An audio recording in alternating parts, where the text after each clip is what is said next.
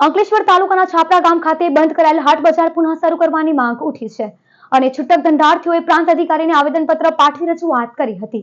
અંકલેશ્વર તાલુકાના છાપરા ગામની હદમાં હાટ બજાર ભરાતું હતું, પરંતુ મામલતદાર દ્વારા કેટલાક ચોક્કસ કારણોને લઈ આ બજાર બંધ કરાવી દેવામાં આવ્યું હતું।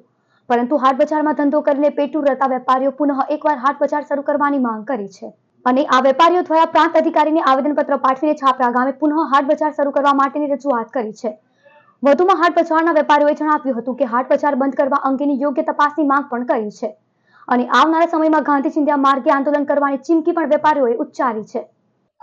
અમે વિધવાભાઈ છે ને હું આપણે કેટલા વર્ષથી આપણે વિધવાભાઈ બનેલી છે।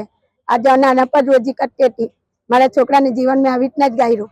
આજે નાના હતા તે મોટા મેં આવી રીતના કર્યા। હવે આજે મારા પાસે રોજી કોઈ છે નહીં। આવી હાટ બજારમાં ધંધો કરું તો મને આપણે કોઈ મને સહારો રહે। આજે મારા છોકરા છે તેને મારે હપ્તો કેવી રીતના ભરવાનો? આજે મારો ટેમ્પો લીધો હતી, ટેમ્પાનો હપ્તો મારે ભરી શકાતો નહીં। આ બજાર બંધ થઈ જાય તો હું કેવી રીતના જીવન જાળીએ?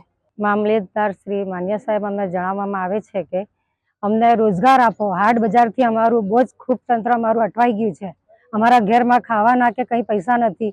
મારા હસબન્ડ ઓક્સિજન પર છે, એમને 24 કલાક ઓક્સિજન, નેબ્યુલાઇઝર, દવાઓ બધું આપવામાં આવે છે, પણ ઈએમઆઈ પર ઘર બી છે। હવે હાટ બજાર ચાલુ થતી નથી। તમે તાત્કાલિક હાટ બજાર ચાલુ કરો તો ખૂબ ખૂબ તમારી મહેરબાની, કેમ કે અમારું આખું તંત્ર અટવાઈ ગયું છે હાટ બજારથી।